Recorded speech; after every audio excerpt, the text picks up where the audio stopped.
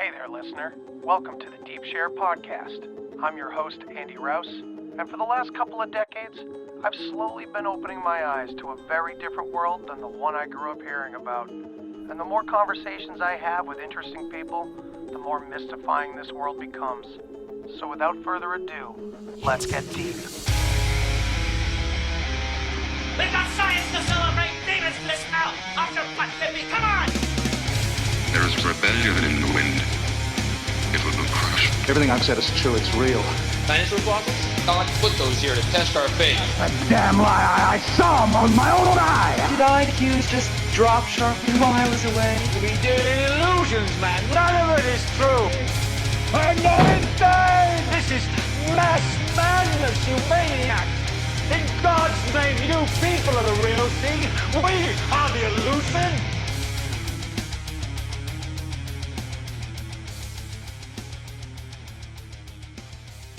Welcome back to the Deep Share Podcast, and this being the 100th episode, finally I got here.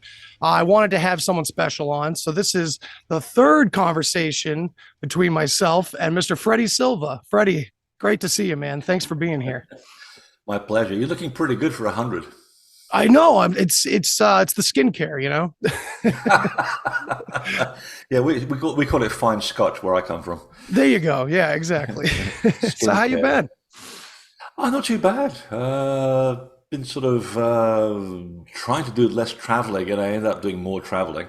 I don't know how that works, but yeah, sort of sitting down to try and catch up on things that have been needing to be caught up on for the last 2 years, including a 3-part documentary on Egypt, which has been long overdue, which I sold to Gaia 2 years ago, and I'm only just now doing the first episode. Oh, wow. Well, that's So great to yeah, hear. it's good to be home, just for, catch up with things.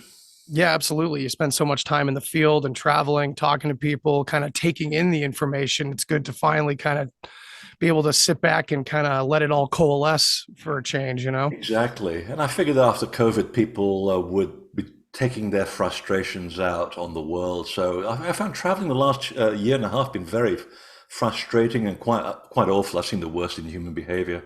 I actually saw a punch-up at the Valley of the Kings between tourists who couldn't be bothered to wait in the customary line to go into a tomb.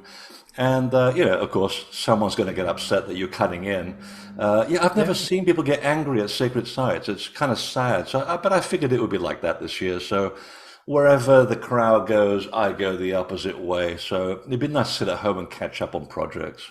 That's a good call. Yeah, the past couple of years have been pretty volatile out in the public. And it doesn't really matter where you stand on certain issues. It's everybody kind of feels like they're in defense mode and attack mode and fight or flight almost, you know? And I think it's take good. it out on the wrong people.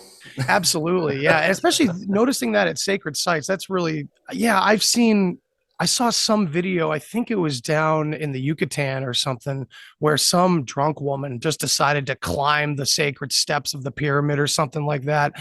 And I was really relieved that there was hundreds of people, none of them on her side of it, and all of them yelling at her to get down. You know, it's at least the disrespect is still considered disrespect, you know, where Exactly. when I'm people kind start of impressed that she did that drunk. I mean, you can't even climb those things when you're not drunk. I mean, they weren't meant for climbing up. They were meant for climbing down those tall steps, I found. I mean, things like with Yucatan, like a Chichen Itza, the pyramids entered from the underneath. You used to go rivers, which are all underneath. You used to go on a boat. And then you used to go into the sacred cave and do your preparation, and then you go up this little sort of umbilical cord through the center of the bedrock, and you find yourself inside the pyramid, and then you appear at the top. And then the stairs were for coming down back to the terra firma. So if you can do that drunk, I mean, that's quite an exceptional feat, I have to say. That's very daring. I'll say. The people have died, falling down those stairs because they take a selfie, and of course it's all about them, not about the building. And they take one step back for that better, perfect Instagram shot, and next thing you know, they're meeting an unyielding surface 300 feet below, and they're dead. And then they, of course, shut them off. Yeah. You mentioned something there that's all about them, the selfie aspect of it. And really is like the rise of severe narcissism going on out there, it seems, in some cases. And I wonder, what's your perspective on the idea that this influence of kind of spiritual enlightenment or bettering yourself or looking within, it is spreading and more people are becoming aware of it. So do you think we're going to see kind of it's interesting to see so many people that create content around those things are very egoic, yet at the same time, if they're going through that process themselves, eventually they'll probably come out the other side. Do you think we're seeing we'll see like a, I don't know, a resurgence of more selflessness, or do you think we're going off the deep end with this narcissism? Oh no, I think it's always been there. I think change is the only constant. It's always been there. It's just that we're more aware of it because we have more media to make us more perceptive of the full world. Before it was a very localized thing. No, I think we've always been in times of chaos and in times of balance. And it goes backwards and forwards, just like the tide at the beach. But now I think because we are so much more, or we allow ourselves to be more surrounded with so much more noise, the content to noise ratio is getting smaller. That is definitely true, especially on social media, where people are getting their news from social media. God help us. But I do see that there's more of a divide now between people in terms of those that are getting it and they're getting on, and doing the right thing and minding their own business. And usually you don't get to hear much from them because they keep a low profile. Because it's a personal thing, really. And they're adding to that sort of wonderful sense of change. And then you got the other people who just don't get it, and they never will. But that's the whole point of being here on Earth. If we were perfect, we wouldn't have bothered to incarnate in the first place. I mean, think about it. Why come here? I mean, the place is imperfect, but that's the whole point. Yeah. Is to come here and make yourself more perfect than you were before, and hopefully you succeed before you die.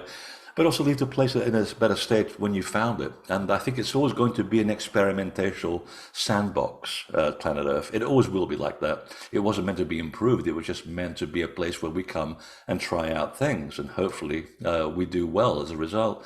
But I do see that sort of dichotomy, and it's really born from all the propaganda that's put through social media. I mean, you're talking to the wrong guy about social media because I only just got a cell phone a few years ago. I was stuck to my landline. I really don't like all of these things. I mean, I use Facebook as a advertising medium and for putting up jokes. And it works quite well.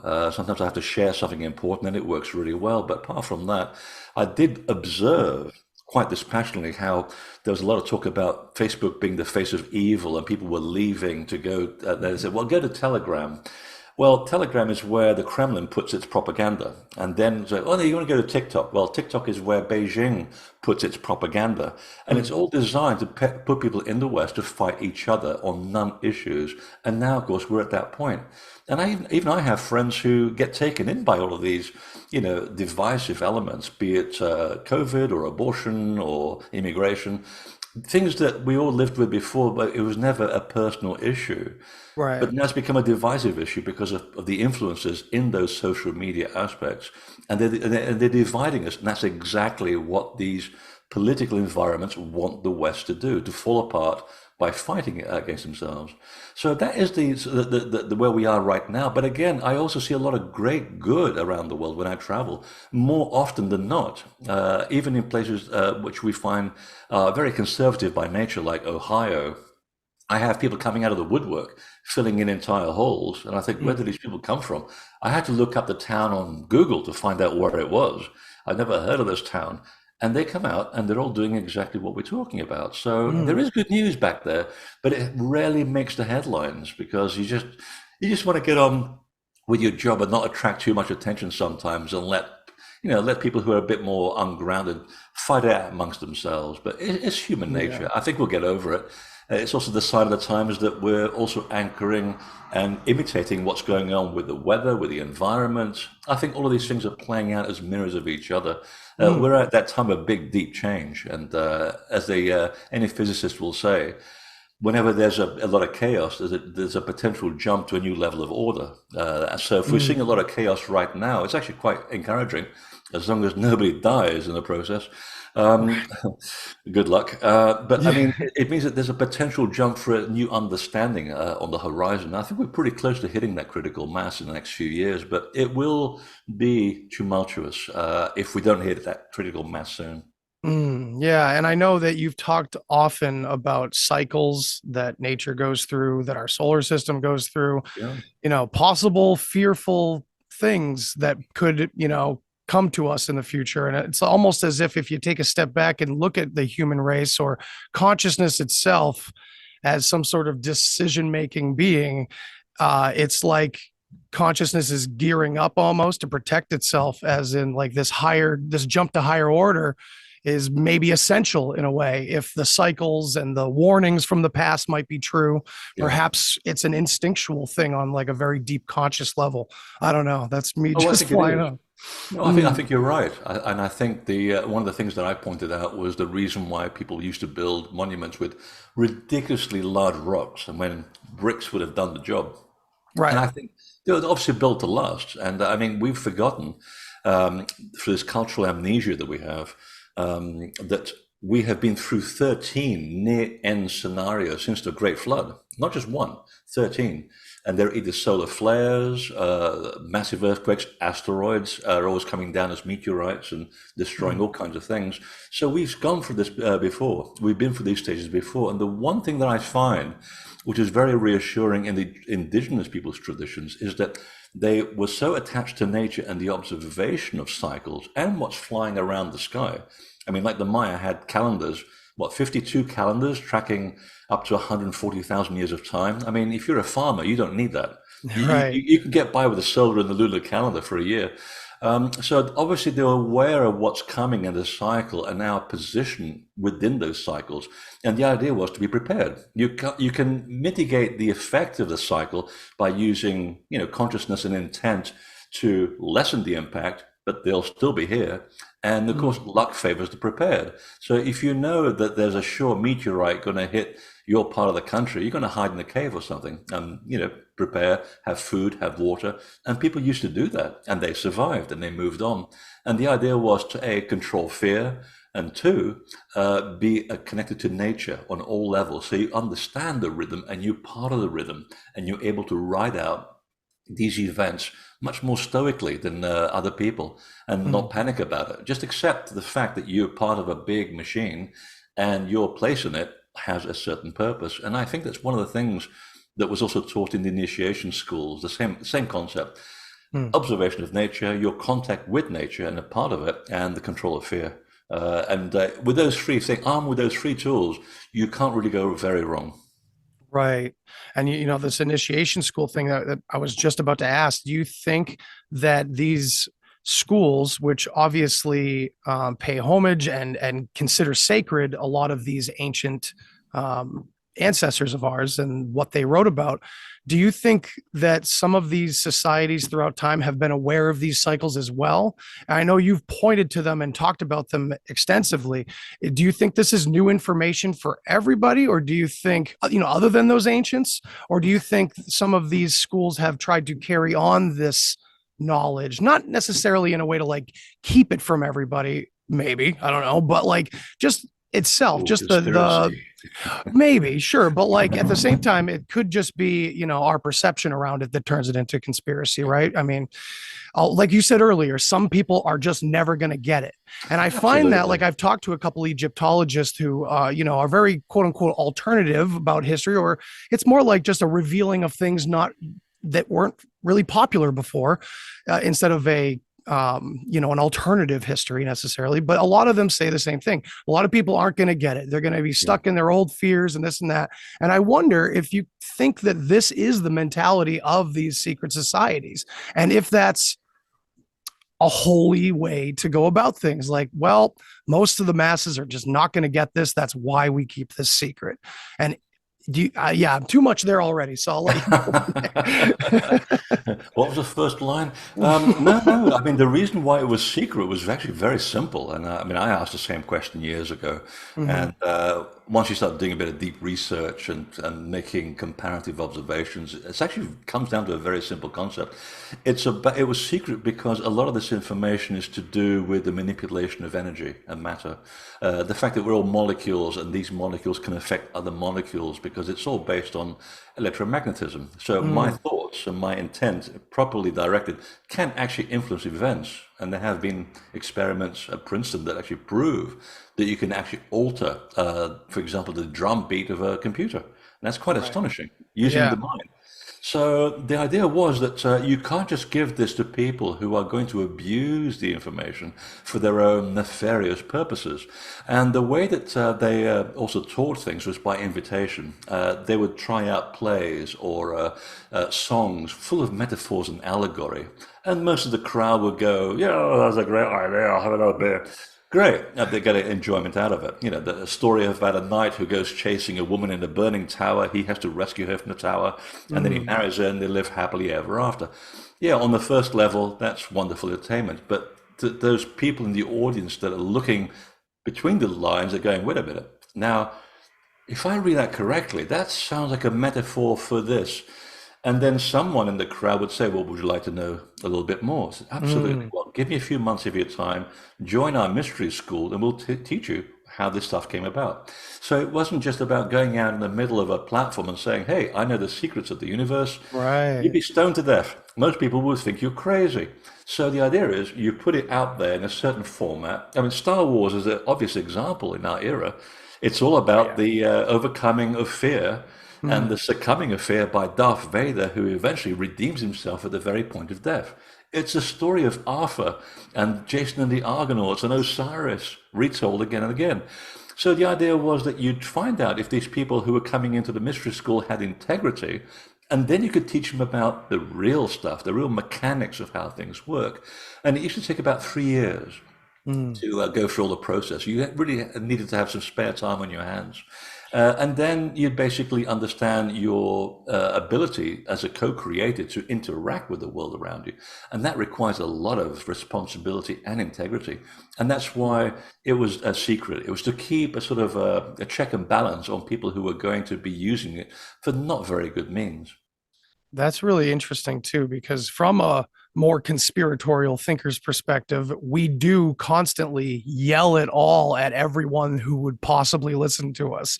And over time, we learn that this is not the way.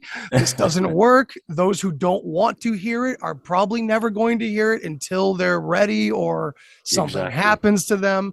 So, that is a much better way to look at that whole scenario for people, that it's more of a, hey, well, I don't want to impose on anyone this Yeah. massive mind fuck. I just want to let them come to me, let them come to us, perhaps. Yeah. Exactly. And Yeah. it makes a lot of sense as well. It's a very non-invasive way of doing things. I mean, it's Mm. like if you look at a temple, for example. I mean, I take people to temples all around the world, and Egypt is always a great example. And the Mm. tours are like sold out in 5 minutes as soon as I announce them, which is actually a very nice compliment. And we do a lot of work. We have a lot of fun, and I spoil people rotten. But the idea is to show people that, okay, the first day you're there, cameras are clicking away, and you're looking at the big pyramids, and people are whining, why aren't we going into the big pyramid? I said, I wouldn't dream of letting you in near that big pyramid until we've gone down the Nile and start at the bottom end and work our way up and find out what these things are doing for you and to you.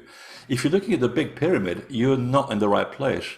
You're missing the big picture. The little pyramid is the most important one. And who pays attention to that one? Right. It's about eye candy, ego, Instagram. The small details tells you that you are much more interested in the subtlety of things, the less egocentric portion of things. And once you got people onto that mode, 5 days later, they're looking at buildings in a completely different way.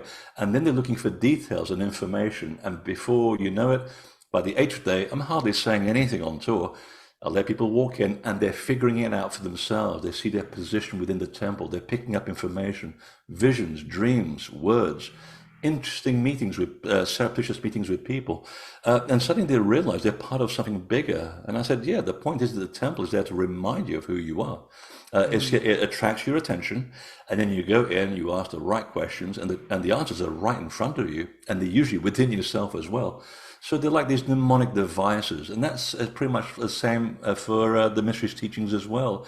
It's about you finding your own way within yourself in part of this crazy thing called planet Earth and society. Beautifully put, man. Yeah. So that brings, that's a good segue. I wanted to ask you about your recent travels and what you have been up to. I know you do a lot of tours and they are sold out extremely fast and everybody loves them. And you do them in many places. And I know you've been to Egypt recently. I'm just curious what you're, when you're not doing the tours themselves, where has your mind been taking you and where have you been physically going to look at new, possible things to write about, new topics? I'd never have a plan in mind. It kind of finds me. That's good. I mean, I was just in Portugal as well, which is wonderful. I did 2 back-to-back trips, and they were way too much fun. I think I still had a hangover 10 days later. And I think that most of the people on the first tour had already been on tours many, many times with me. So it was like a big party. And we got a lot of work done, of course. But in the evenings and at lunchtime, we know how to do it properly. And a lot of wine flowed. But at the same time, I also had a few days off just to sort of calm down and go walk about. And I found some incredible stonework, beautiful megaliths in the middle of nowhere. Nobody there. No, I mean, you really have to know where you're going, and also hang out with the local landowners and the farmers who are really nice. And one of them even remembers me going to his dolmen 25 years ago when I was much younger and I had hair. And we were remarking about how the land has changed and everything, and it was just a wonderful moment. And I make notes at these places, and I just put them aside for a little bit. And suddenly, by the time I'm home, I've got an idea for another project, which I won't mention what it is. So that's usually how it happens. Things coalesce, and it's my relationship with the environment and the temples that has that effect. I get most of the information just from, I dare say this, talking to large upright rocks. They are my closest friends most of the time. They never let me down, and I never take them for granted. But I can just sit next to a tall stone or a dolmen or something, just sit there and say, what's this about? And expect nothing in return. And before you know it, all of these ideas, visions, things, themes start popping in. Just I'm sitting there having a sandwich or a drink. And before I know it, I've got half a page written of information, and then it starts connecting with other things that I'm watching. Initially, that's how the projects begin. It's a sort of a process which I still don't understand after all of these years. But that's kind of where I'm headed at the moment. And I'm also going to try to take a year off. I've been doing this for 20 years without stopping. I've had one holiday, holiday in 20 years. And hopefully find a girlfriend as well, which is really useful. I think I'm like a moving target, so it's very difficult. But no, you are, man.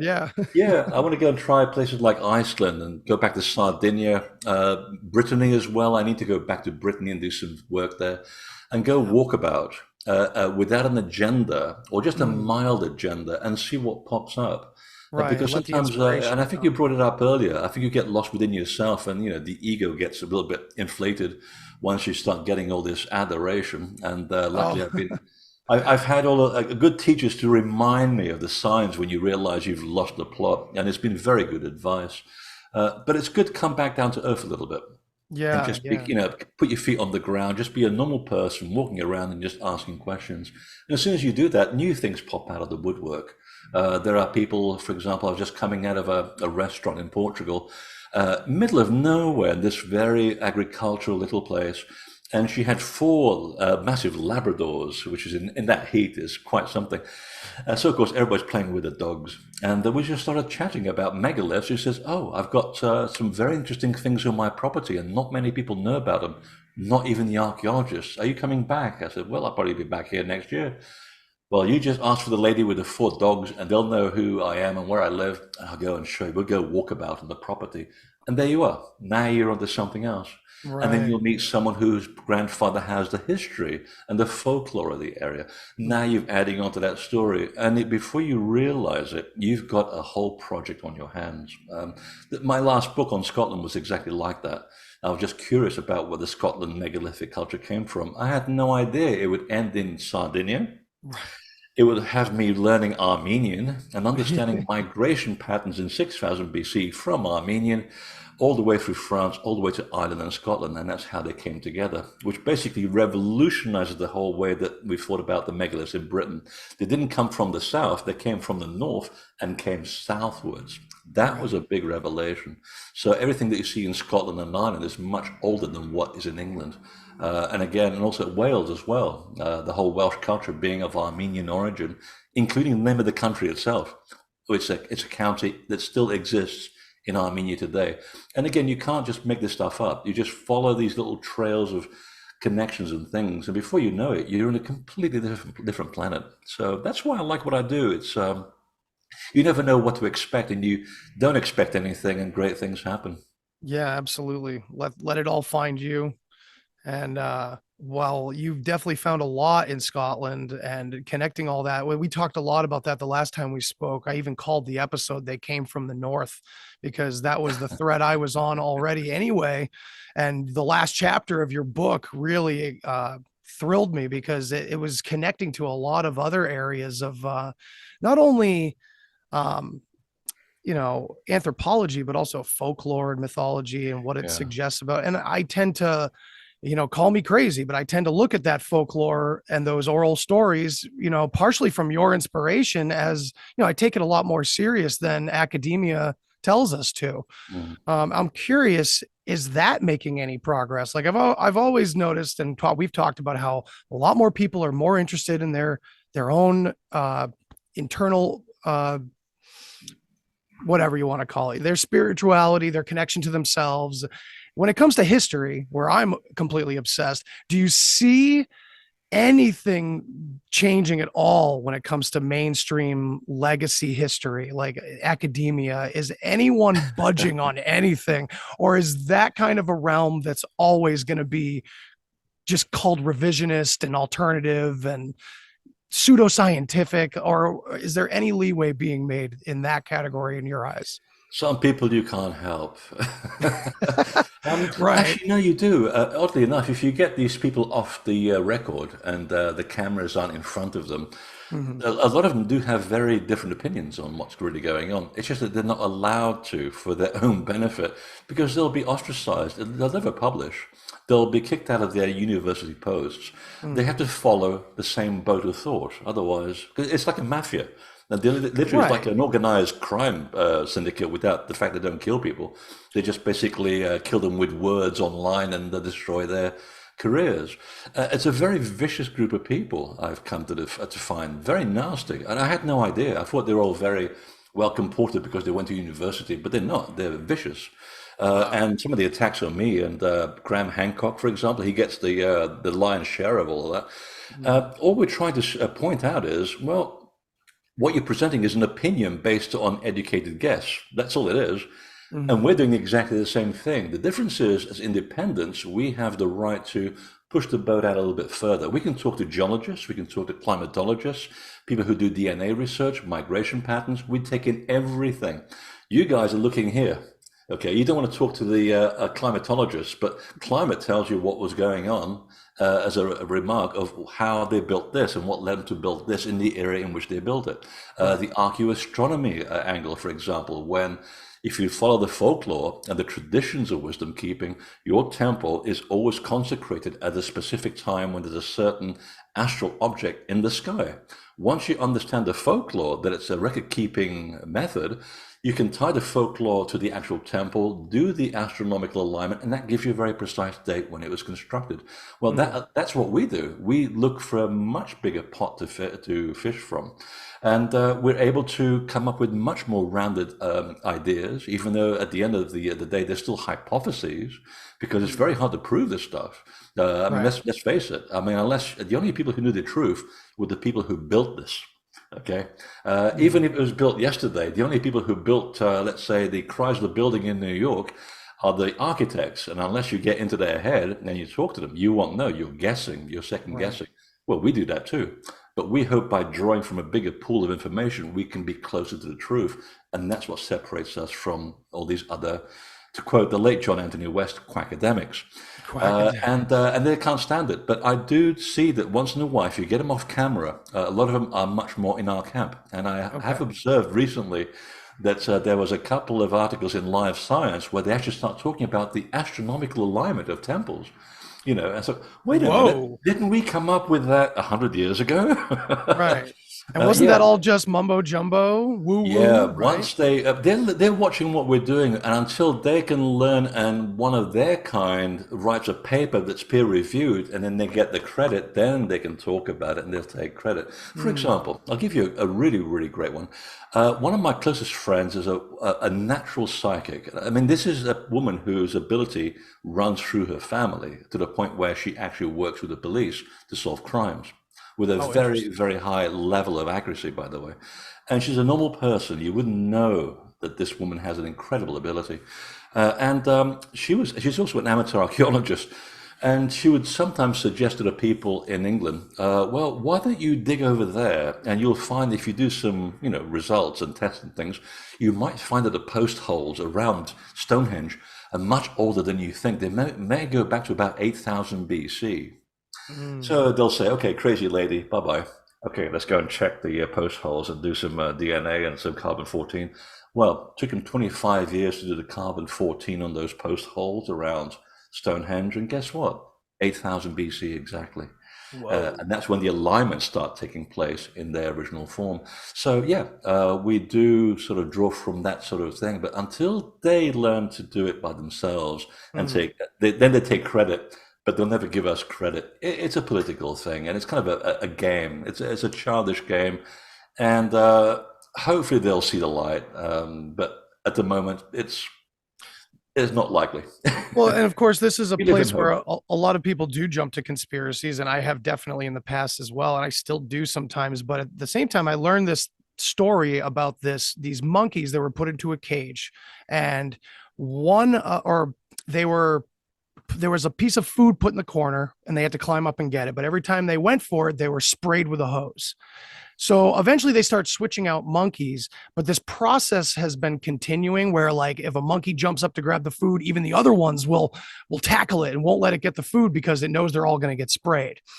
And eventually they switch out the monkeys. So no one even knows that that's the end result, but they just know that they're going to get attacked if they go for the food. Yeah. And it just, so I almost look at academia like it's not necessarily some specific group that's like keeping specific aspects of history secret necessarily. It may have been that way at some point, and it's just kind of carried over now into what they consider professional behavior in those realms, maybe. I mean, it really goes back to the time when the church really controlled all of that. I mean, remember, the church was making sure that the earth was flat for about 600 years. And if you said otherwise, you'd find yourself in a bit of a roasting sensation. And then, of course, when archaeology starts coming up, archaeology is actually a very infant institution. It's only got about 150 years behind it. And even then, a lot of the archaeologists were funded by local vicars and bishops who wanted to prove that the earth was created in August the 16th, 4004 BC. So you can see how the bias went. So they're working out of that. But it really comes down to the fact that it's a very narrow band of opportunity in terms of employment and money. So you don't want to rock the boat of the institution. You don't want to rock the boat of your peers.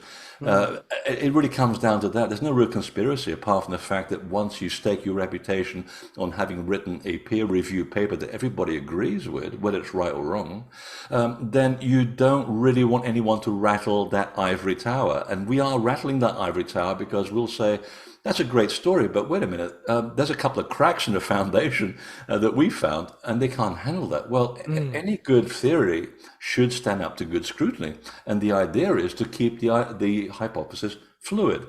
I mean, there's been a couple of times in my work where new information suddenly comes out of the woodwork, and I go, wow, that's pretty cool. Now I can alter that hypothesis to something else because the theory Yes. was good up to that point. Okay, Right, that's called right. science, by the way, and I'm not even a scientist. Good science is you take the information that you have available and you form your hypothesis. Now, someone just says, "Hey, I just dug up something." Great, we can change the hypothesis, or we kill the hypothesis and we move Right. on to the new information. That's how you do it. You don't attach your your ego to the outcome because it's bound to get flattened down, and that's where they fall on their faces. It's the fact Right. they can't move beyond the fact that they wrote something about the Great Pyramid being a burial chamber, and all the locals were saying 2,500 years ago, no one was buried in the big building. The little ones, yeah, you can find the bodies, but there's no body inside the pyramids. Go down to the Valley of the Kings. We'll show you a place of burial. I'll tell you a really funny one. One of my favorite little pyramids is of Unas, which has got the entire texts of how to go into the other world and come back into your body and continue your living daily life. And this was a part of an initiation process that was done on the usually about the 13th year of the pharaoh's reign, but it was open to anyone that was curious. And yet, Unas is buried in the Valley of the Kings, which is 400 miles away. So how can this pyramid be his burial place? You see Right. what I mean? I mean, it's Yes. simple logic. The guy is obviously buried there. So why would he have built himself a building to bury him, not to bury himself in? Right. Or the pharaoh Sneferu, who built three pyramids. The guy has one body. He's not going to be chopped up into three places and have parts of his body in different buildings. It doesn't add up. So, and I think that's what we're good at doing here. We're not invested in that story. We can, we can free associate and come up with much more, hopefully, concrete ideas. That free association, that very liberal arts mentality, the trivium kind of talks about that too. That's like a principle of life to be, you don't have to be a polymath, but be a poly subject, Yeah. be someone who is a worldly educated person. And I think that you're right. That is the key. The independent thinkers, all of us are so fascinated by every aspect of the mystery. And it's like that old school, maybe church controlled at one point society, the mentality of get into this very specified degree and career and pathway. It's the same compartmentalization that goes on behind closed doors in black projects and the Pentagon and things Exactly. like that. Everybody gets a little piece so no one knows what they're really working on. It's crazy. And It's it's kind of kind of how funny. society's been set up. I think Dante had it right with the Divine Comedy. The whole thing's a big joke. If you view society, if you stand back a little bit and watch society through a plate glass window, it's actually really comical. And I mean, I often found myself doing that during COVID when I was traveling quite a lot, actually. I mean, there were a lot of hurdles, but my God, it was great fun. I actually remember being at Heathrow Airport, Terminal 5, having coffee with the security because they were bored. I'm the only person in the entire terminal. We were just shooting the Wow. breeze. And I thought, yeah, it's like you sort of watch things through a certain plate glass window. It is kind of comical unless you're, really tied up into the minutiae of every time details, as they are, of course. And they were just giving me the most strangest things that people had done, trying to shove the most extraordinary things through security, like an acetylene torch and with a gas bottle. I mean, through security, really. And I Wow. said, you should write a book about this because you'd be a bestseller. Yeah, probably. Yeah, seriously. And Especially I over the said, past no, it's couple of years. true. I mean, if we attach such an importance to this in our daily job, we go crazy.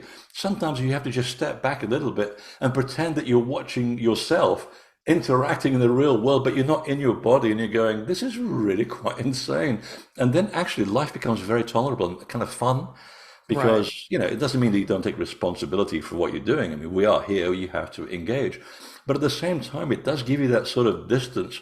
The distance gives you the ability to see the bigger picture, and you have a degree of control over the outcome, I've noticed. I mean, at least in my life, Yeah. I've become that way. I observe dispassionately and see what goes on around me, and I find I'm actually much more calm about things.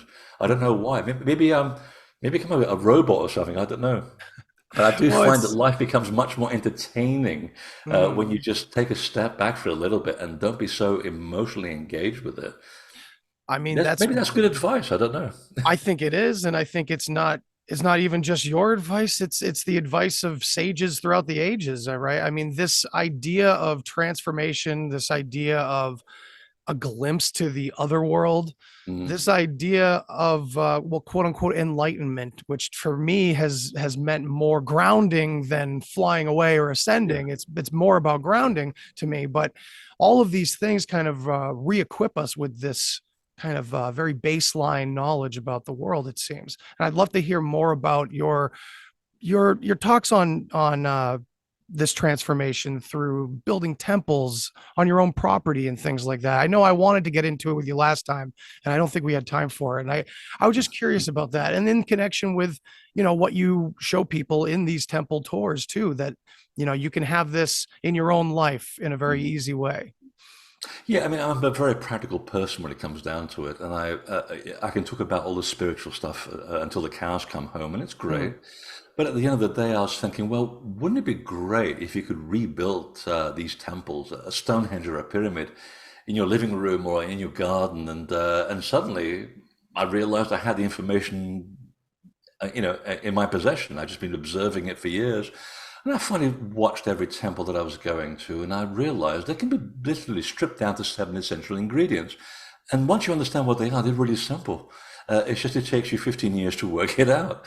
I started to teach this usually as workshops, a whole day. You bring in a big stone or a big rock or a crystal, and I'll say, right, do you think that this piece of rock is dead? And people go, oh yeah, it's just rock. Okay. And you start dowsing around it, and there's an energy field around the rock. And I said, well, why don't you show the rock a piece of affection, send it a thought of affection, and the energy field suddenly doubles. And then people went, hello. Yeah, it's the same thing with a plant or a person. People react to love, they really do. And you can do this with a rock or a crystal, and if you arrange it in a certain way and manipulate the local magnetic field, because you are magnetic beings, then you can actually recreate the same concept of a Stonehenge in wherever it is you live. I mean, I live in one right now in this apartment. You can't see it, but it's here. And people, when they come here, they'll sit exactly at the center of the energy field, and all the places they could sit and they could park their bum on, they'll go to exactly where I know the energy field is, and they'll go, it feels really good, this apartment. And I won't say a word. I'll let them pick up on it. So it's something that's reproducible on a smaller scale. And in fact, I just did 2 jobs this week, teaching people how to hardwire the stone circles on their property. One in Florida, of all places. It's going to look really cool. And their neighbors probably won't talk to them ever again. But the point is that they want to be much more connected to the grid, and they will be. So the idea was to, the fact that we've stopped building sacred space, technically, using the right elements over the last 2,000 years, Gothic cathedrals accepted, we've kind of lost track of that grid. We're no longer part of the grid, and we are disconnected, which brings us back to the point, why is society today feeling so rootless and so disconnected and so at odds with each other? Well, it's because we're disconnected with the environment. And the idea is to build these temples. I'm trying to build about 1 million of them around the world quietly. So I used to teach people how to do it in workshops. Now I have a video that goes with it. Yep. And then I also teach people about what was really the purpose behind all these temples, which was to enlighten you to the fact of the bigger picture of who you really are. You're not really, the body is not who you are. You are a soul inhabiting and traveling inside a physical vessel, and your soul is what's important. Okay, once you understand your soul and the purpose of the soul and the techniques that allow you to leave the body and come back with the right information, then you're in control of your destiny. You're in control of the manifestation process. You can live your life aware and make the better use of your 72 plus years that you're here on the planet and leave as a better person. That's what the whole initiation and the whole temple building process is about. It's about to help you remember where you came from and who you are. So when you say it like that, it's like, oh, that's pretty boring. I don't think I'll bother going to Egypt this year. But that's the whole thing of it. Boring things actually tend to be the most important ideas in our life. And I think that we are missing so much of that in our daily life that I feel that it's not my duty, but it's certainly from personal experience and seeing how I've improved in the process of the last 30 years to teach that to other people. I can say, well, that's happened to me. it might be useful to you as well. And if you're Right. interested, I'll tell you, but I'm not going to shove it down your throat. So I'm kind of redoing what, what I was preaching in the first place. Right. And it really was about teaching people how to empower themselves. And some of the feedback that I get is really not, well, I'm not surprised, but at the same time, I am, because I see how it really improves people's lives. For example, in this my entire apartment, the only place where I can physically put this desk, where I can get some work done, and I feel really good here, is because there's an electromagnetic line that goes right through the building, and it's linked to my other apartment that I used to live in 2 blocks away, oddly enough, Oh, which used to be an Abenaki sacred site, of course, because they picked up on the same thing. So I wouldn't be surprised if there was a stone circle there in the old days in downtown Portland, Maine. So I'm actually feeding the grid, and the grid is feeding me while I'm working at this very moment. So it's funny wow. how these things work. It's like I picked this building because I felt something here. It's a nice place. I had to renovate it quite a bit, but there was something about it. And once I sat here without the realtor, I thought, okay, this is the same energy line that's feeding into my apartment right now across the street. And this is probably the reason why I was attracted to the building in the first place. So if you're lucky, that will happen in your daily life. But if you're not, then these are the techniques that you are available that helps you recreate that environment so that you can be empowered to become, as they called them in the old days, a god. Right. Yeah, that's, Not a it's bad right thing. back to that selflessness thing I was mentioning, how, it kind of comes with the territory. Once you have been initiated, there is that desire to share this and Yeah. share a lot, but help people get there. And like I was saying in the beginning, a lot of us yell things and think that everybody wants to hear it, but I think you've got the right way to do it. You let them come to you in that regard. I think that's really cool. Exactly. Yeah, I mean, Yeah. people like, Gandhi did it very well. I mean, he just said, just be the change you wish to see. Build Right. a garden, do it the way you want it. Don't worry about the hecklers. And your neighbor on your left will go, hey, that's a great idea. Do you mind if I copy that? No, please, go ahead. And then the next guy will want to shoot you or set fire to your garden. And that's okay too, because but when you create greatness, you'll attract its very opposite too. That's how things happen here on the planet Earth. So many people in the spiritual realm are always astonished to find, well, I thought I was spiritual and lighty, but I keep attracting all of these negative things. Well, yeah, because Mhm. by its very nature, all light attracts darkness by its own by the law of attraction of opposites. But it's also attracting and connecting to like energy. So you're going to get both, and the trick is to be aware of that. And Right. again, it's all down to how you work this and how you behave and how you take the direction of what you learn in order to help others on their way up as well. And if you can leave the place and people, 1% better than when you found them when you arrived on the planet, you've done really well. Right. It's not an easy job to do that. It's never an easy job, but we chose this. I mean, like I said, if you were perfect, you wouldn't have been incarnated as a soul. You wouldn't feel the need to come here. And I Right. No see that a desire. lot in channeled material, and even clinical psychologists like Michael Newton, who Mm. also did a lot of past life regression work. He was a genius. And he found the same thing. Yeah, most of the guys that we have, and we all have them, they said, well, we've already done it and got the t-shirt. We don't need to incarnate anymore. We feel that we've accumulated trillions of years of energy and information and experience. We don't need to do it anymore. Now we're guiding younger souls like you, and one day you'll be in our place guiding other souls who are being born into the universe. And the Mhm. reason why you're down here is because, well, you're not perfect yet. You've gone down there to have a good, challenging time or an easy time, depending on what you've chosen, in order to further your progress as an individual entity. And when you physically die, you come back to the collective. And you have that wonderful dichotomy of, well, it's good to be back with friends and family and everybody's together. But you know what? We're a bit too close. That's the one thing that differentiates us from the spirit world. In the spirit world, everyone's tied with these electromagnetic sort of lines of force. They're Mm. one element. They're kind of like the Borg in a good way. Yeah. Yeah. If you're a Star Trek fan, you'll understand this. Right. You're Resistance kind is of like the useless. Borgs, a collective, but in a good way. You're feeding off each other and helping each other. And then Mm. you get fed up and you think, you know what, I wish I was back on Earth because I want to be an individual again. But then you come down Right. here and you're born and you go, I feel so disconnected. And you spend your whole life listening to podcasts and going to conferences or reading books to try and reconnect yourself with the source. So again, it's a big divine comedy, isn't it? It really is. Absolutely. I mean, you're just mentioning that, and all I could think of was like the concept of the prodigal son returning, right? Like we all go out and then we return to the one. You know, I've been getting really into Walter Russell's work, which of course he's considered pseudoscientific, right? But then you look at the finer details that no one wants to really find out about, and you find out, oh, even Einstein was like really regretting that he never spent time with Walter Russell's work about the universal one and everything. And it's like our egos as humans are just running. Yeah, he's such an interesting guy. You know, but just that concept of the universal one, it kind of resonated with what you were saying there, was that, in this spiritual space, it feels very, this unity, right, that we all talk about, but experiencing it firsthand is much different. And it's almost like, like the concept of God is some culmination of consciousness that wants to go off on its own when it gets bored or something.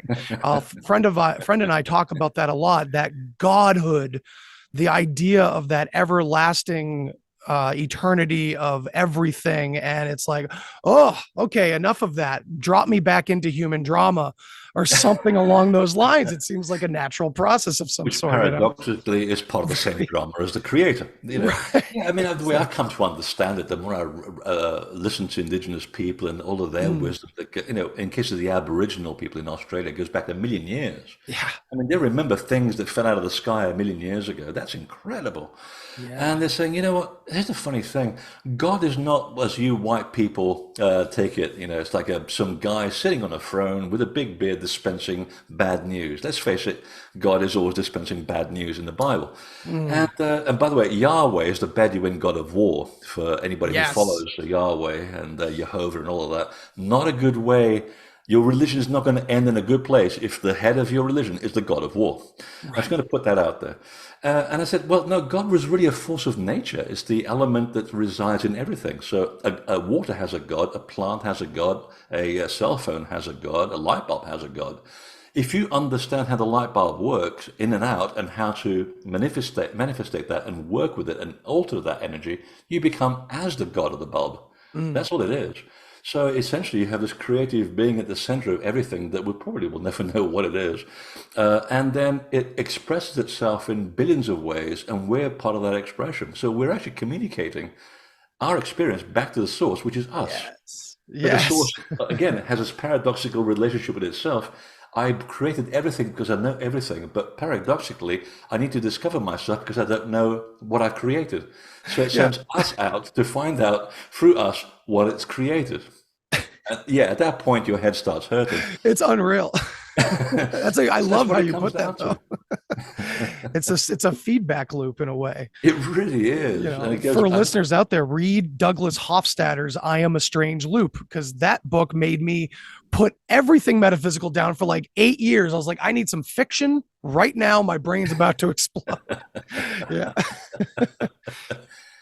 So it's been really great catching up with you again. It always is. I had little to no agenda of what really to talk about. I knew it would just kind of flow casually as it does, man. And I really appreciate all the work that you're doing. Thank you. I'm excited to see what you come up with next, man. And so please. It's one hell of a process, man. Yeah, I'm going to try. I'm going to attempt to have a year off. I know. Yeah, do it, man. You deserve it. You work all the time, and you're not going to let yourself. You're going to have a good time, and your brain's just going to be going the whole time. I know. I actually sat in New Zealand with my then girlfriend, and I was actually hoping to have moved to New Zealand by the end of the year this year, but things didn't work out the way I'd hoped. You got two people, and one of them is on the same level. There's nothing you can do about it. Right. So I'm a bit disappointed and depressed about it, but I'll get over it.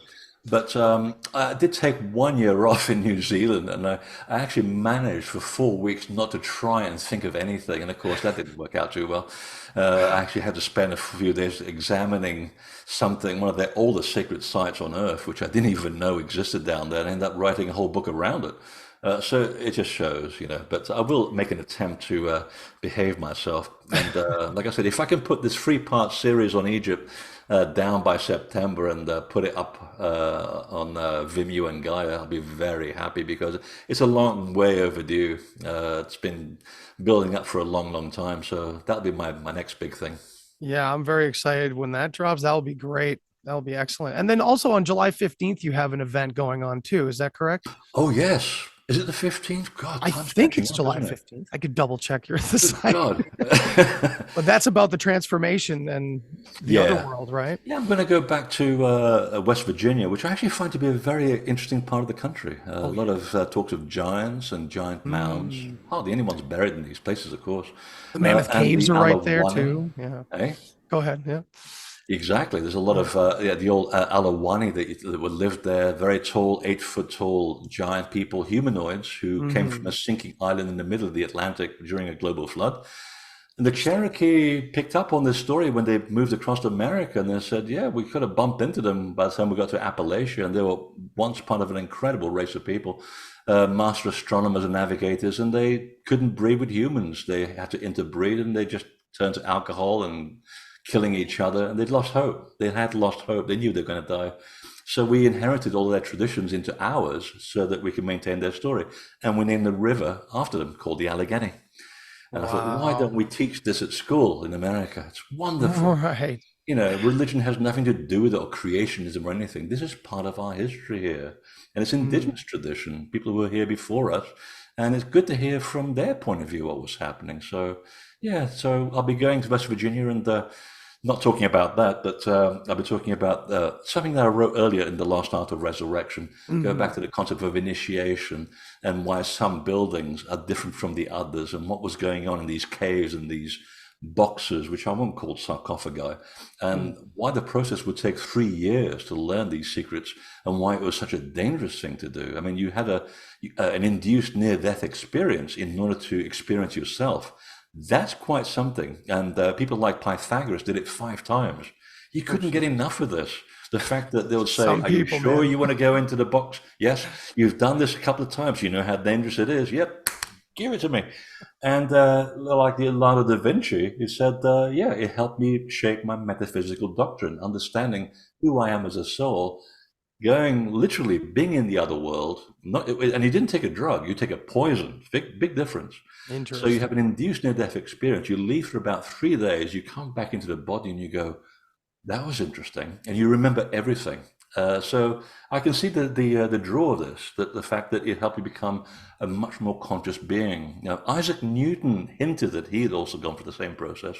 And a lot of the people that I had discovered who had gone through the process, like Plato, they said, yeah, it's definitely the only place where you'll find truth is in the other world, but you have to go there for this torturous journey where you may not come back if the shaman looking after you messes up on the whole process or the poison. You're not going to find out because you'll be physically dead. But if you do make it back, you will remember everything and you can apply it in your daily life. And some of these people were some of the greatest teachers, innovators, and statesmen and stateswomen of our time. So, yeah, we're going to be sort of trying to cover that in 3 hours. Good luck as usual, there, with lots of slides. So, yeah, if anybody wants to come over to, is it Berkeley Springs? Yes. Yes. We'll all be there. It's usually packed out. And we have a lot of drinking afterwards. Yeah. For the listeners. Research. And viewers, man, I've gone to Freddy's events live and they're excellent and I highly recommend it. So, and yeah, the after party is always good to shoot the shit and talk about all this stuff and bombard you with questions. Talk about conspiracies. Absolutely. Because let's face it, like Darth Vader, they're much more fun. Absolutely. But always remember that force is in the middle and is used by both light and dark, Exactly. Don't throw the baby out with the bathwater, as I like to say. So walk the middle. Exactly. Freddie, thank you again. Please tell my listeners where they can find you. Invisibletemple.com. Boom. Simple as that. All right, man. Again, thank you so much for being here. Appreciate it. Congratulations on your 100th, Fendi. Thank you. And yeah, everybody, thank you for joining me for this 100th episode, and here's to 100 more. Take it easy. Thanks for listening to this episode of the Deep Share Podcast. If you want to hear more, then hit that subscribe button. Follow me on all the social places. And remember, think for yourself, but don't always believe what you think. Till next time. Human sacrifice, dogs and cats living together, that's hysteria. Enough, I get the point. You have meddled with the primal forces of nature. And you will atone. What do we know? What do we know? If I know what we know, then I can tell you what we know, and if someone else knows, okay? I mean...